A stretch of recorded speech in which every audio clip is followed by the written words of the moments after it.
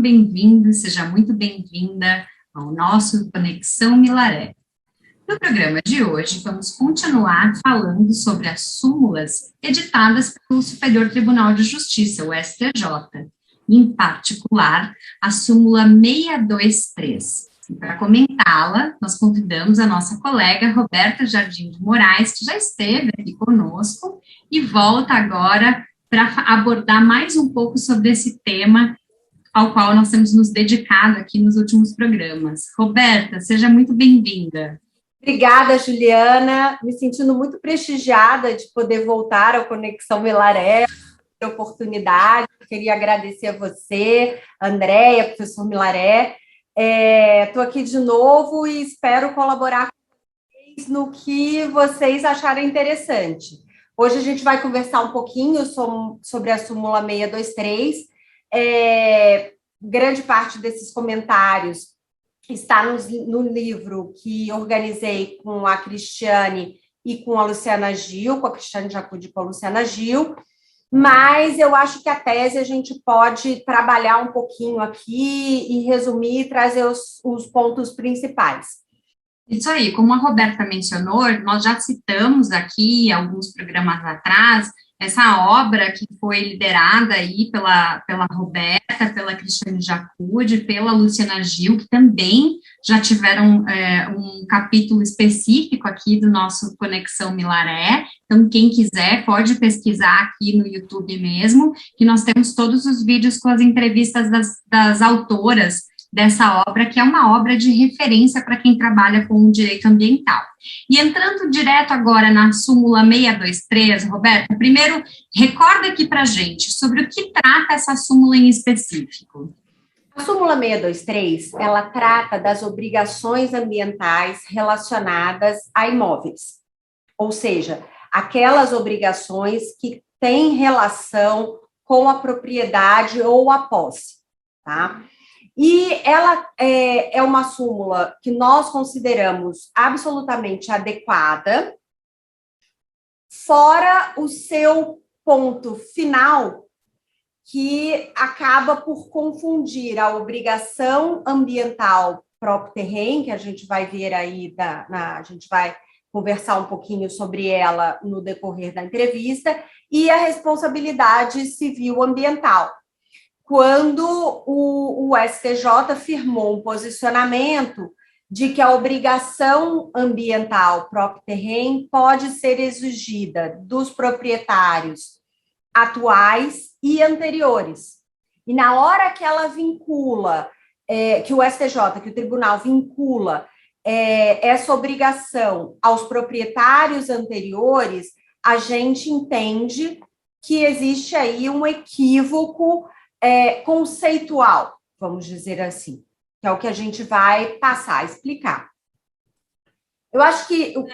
Só para a gente informar o pessoal que está conosco, que não está muito familiarizado com essa súmula 23, a súmula 23 do STJ, ela diz o seguinte: as obrigações ambientais possuem natureza própria rem, sendo admissível cobrá-las do proprietário ou possuidor atual e ou dos anteriores à escolha do credor.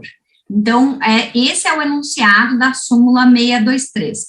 E até em razão desse enunciado da súmula, né, Roberta, a gente tem visto na prática que qualquer assunto que diga respeito à responsabilidade ambiental relativa a algum passivo de um imóvel, vem até, às vezes, até auto de infração a gente recebe, e aí lá na decisão, né, de alguma defesa administrativa, tem a referência, mas em matéria ambiental a responsabilidade é objetiva, né? Então, por vezes falam responsabilidade objetiva e por vezes justificam na responsabilidade propter rem, de modo a imputar alguma obrigação para o devedor naquela situação em específico. Então, tem tido bastante essa confusão, vamos chamar assim, conceitual, entre uma obrigação propter rem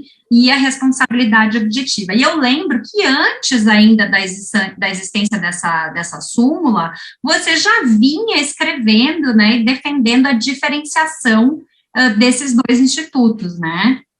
Essa história é até uma história, vamos dizer assim, engraçada de contar, porque surgiu no escritório um caso de um menino de 22 anos que tinha herdado uma fazenda do pai.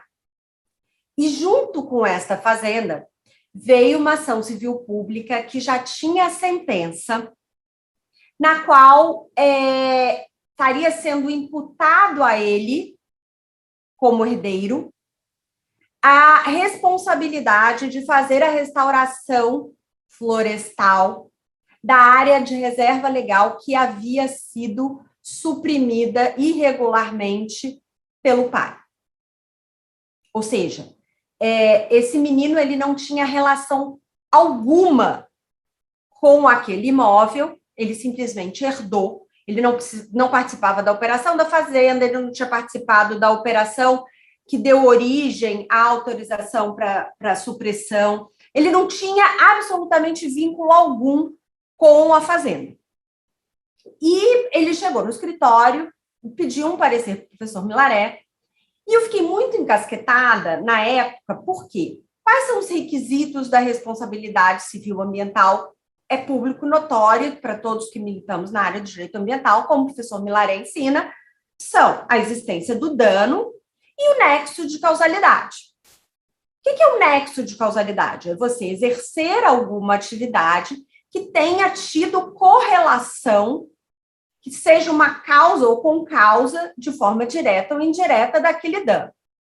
Então, voltando para o caso, o dano, a gente sabia que existia, que havia sido suprimida a área de reserva legal, que é uma área objeto de especial proteção.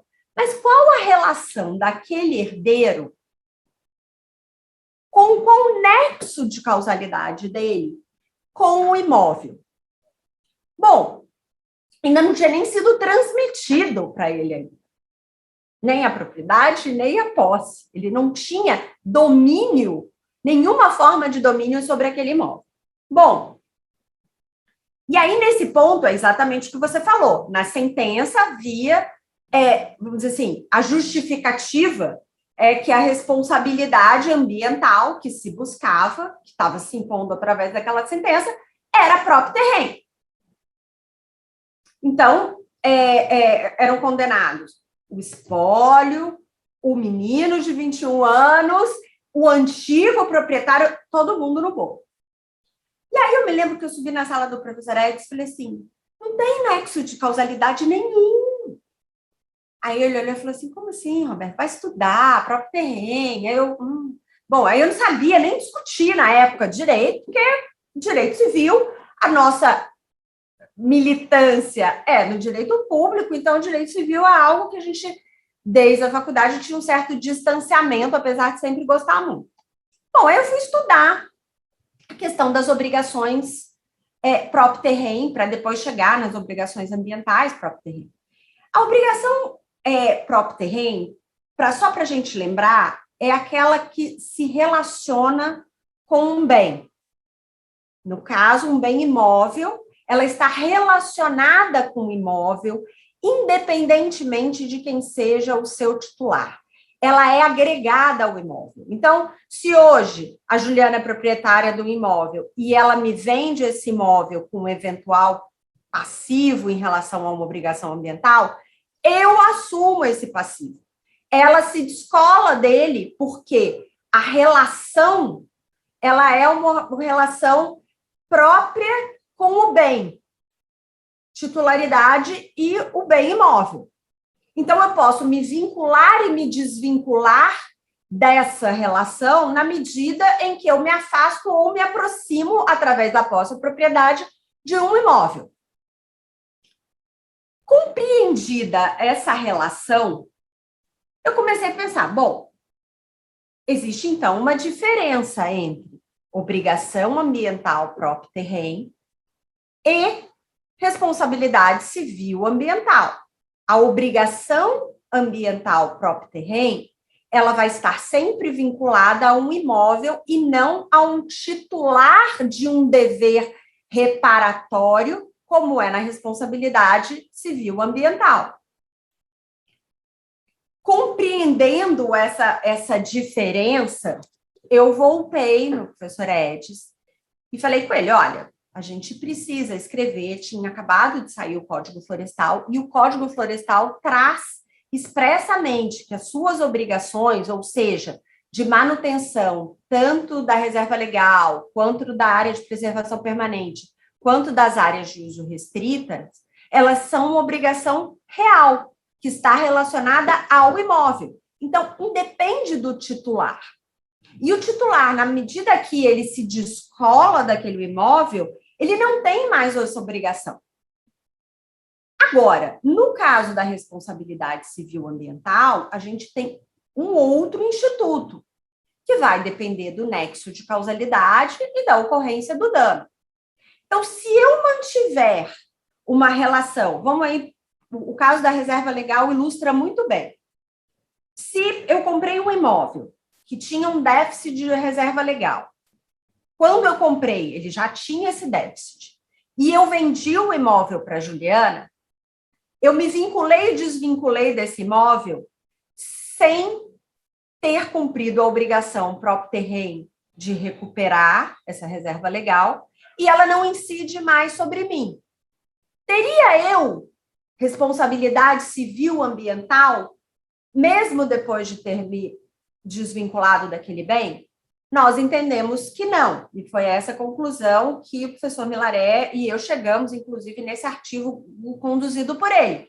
Por quê? Não existia um nexo de causalidade entre a minha atividade e aquele dano. Ele havia sido perpetrado antes de eu assumir a titularidade do imóvel.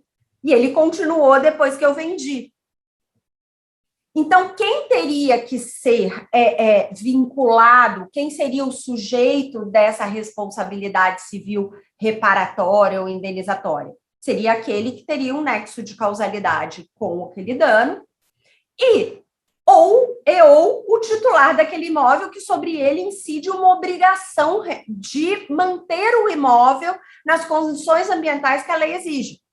Então, são duas modalidades, são dois institutos jurídicos que não se confundem. Então, por que a gente está dizendo que a súmula 623 ela está equivocada no seu final? Porque ela menciona que aquela obrigação ambiental próprio terreno, ela não fala em responsabilidade, mas ao final ela se confunde, porque ela fala que ela pode ser exigida do proprietário atual ou dos anteriores. Por que dos anteriores? Só seria exigível dos anteriores se ela fosse objeto de um posicionamento judicial condenatório e se aquela pessoa, aquele proprietário anterior, ele tivesse uma relação com o dano que foi perpetrado e que a sua regularização, a sua reparação, se equipararia ao cumprimento de uma obrigação ambiental próprio terreno. Então, assim, neste ponto, nós entendemos que a súmula mereceria um ajuste. Mas como existe um posicionamento do STJ já anterior, tem uma natureza de uma ampliação, de uma visão ampla do nexo de causalidade, acaba sambarcando todo mundo nessa modalidade do próprio terreno. Então, assim, qualquer um que tenha mantido, e até o próprio termo próprio terreno, ele está equivocado para você tentar imputar uma obrigação ou uma responsabilidade ao proprietário anterior, porque é algo atual de relação com o imóvel num determinado momento. E se você já se desvinculou dele, você não tem mais aquela obrigação. Então, assim, eu acho que essa é uma diferença teórica, que não é algo complexo, é simplesmente a gente lembrar um pouquinho das nossas noções do direito civil, que a gente vê claramente essa diferença, e eu acredito, assim, de maneira muito firme, que os advogados da área ambiental precisam bater muito nessa tecla, porque realmente existe uma confusão conceitual muito grande, e não é porque o direito ambiental é um direito novo que a gente pode deturpar tantos conceitos clássicos da teoria do direito civil. É preciso a gente ter um certo cuidado com o uso desses institutos, sob pena realmente de vamos dizer assim, deturpá-los por completo. Então, esse eu acho que é assim, o ponto essencial que eu queria trazer para vocês, e estou à disposição para maiores detalhamentos, Juliana.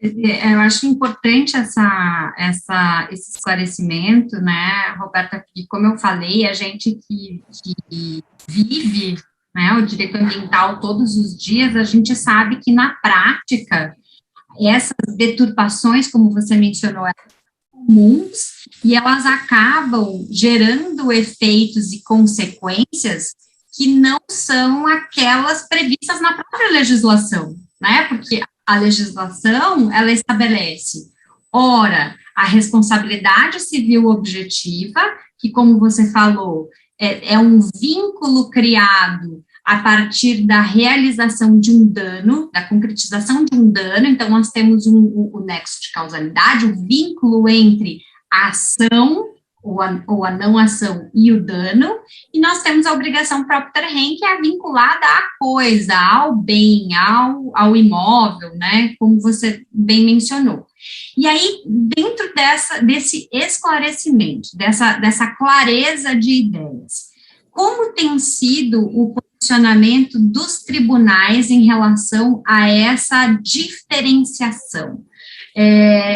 Vocês, pesquisa, que eu sei que vocês fizeram uma pesquisa bem extensa, até para subsidiar os comentários na obra de vocês, dá para perceber aos poucos o entendimento acerca da diferenciação de institutos, ou essa súmula acabou por causar um adensamento de entendimento, no sentido de que não importa se são institutos diferentes, a responsabilidade ambiental tem que ser imputada a alguém, e então, seja Adriana, qualquer um ou todos. Não existe um enfrentamento do tema.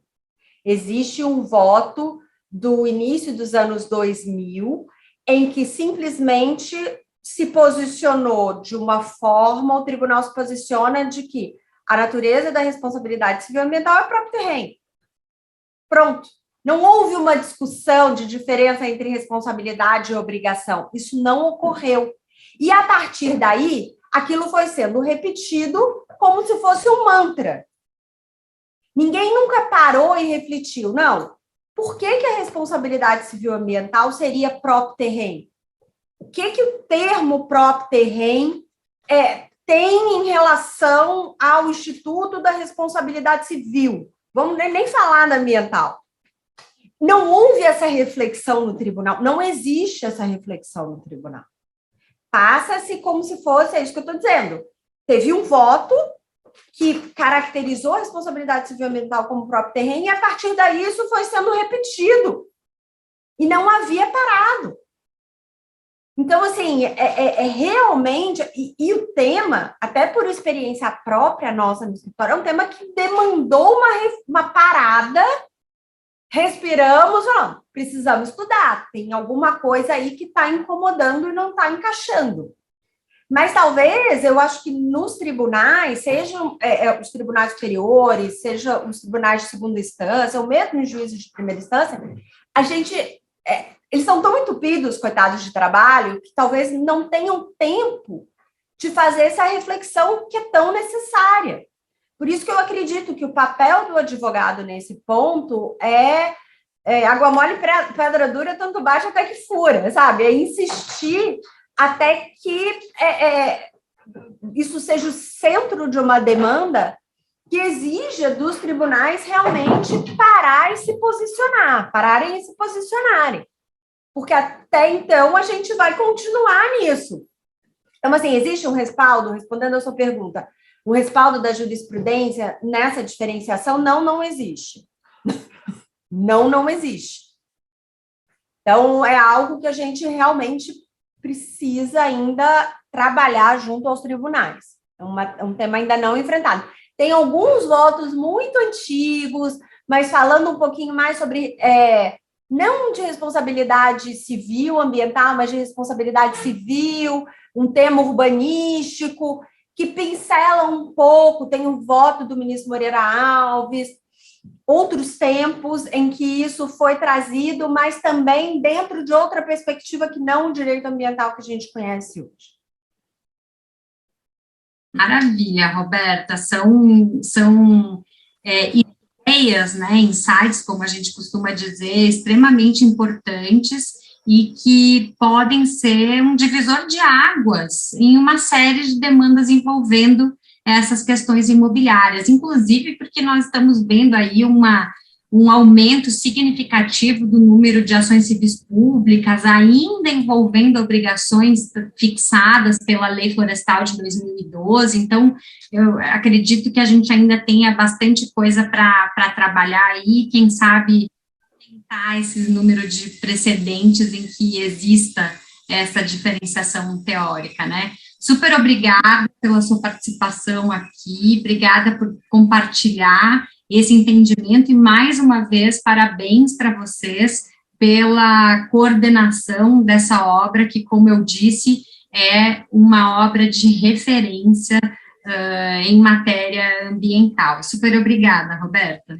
Muito obrigada a você, Juliana, mais uma vez. É um orgulho estar participando aqui do Conexão Milaré. Agradeço muito a você, ao professor Edson, Andréia. Muito amor.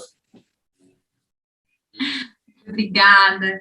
E obrigada a você que nos acompanha sempre. Não deixe de se inscrever aqui no nosso canal para receber o alerta sobre os nossos novos programas e acompanhar nas nossas redes sociais a nossa programação.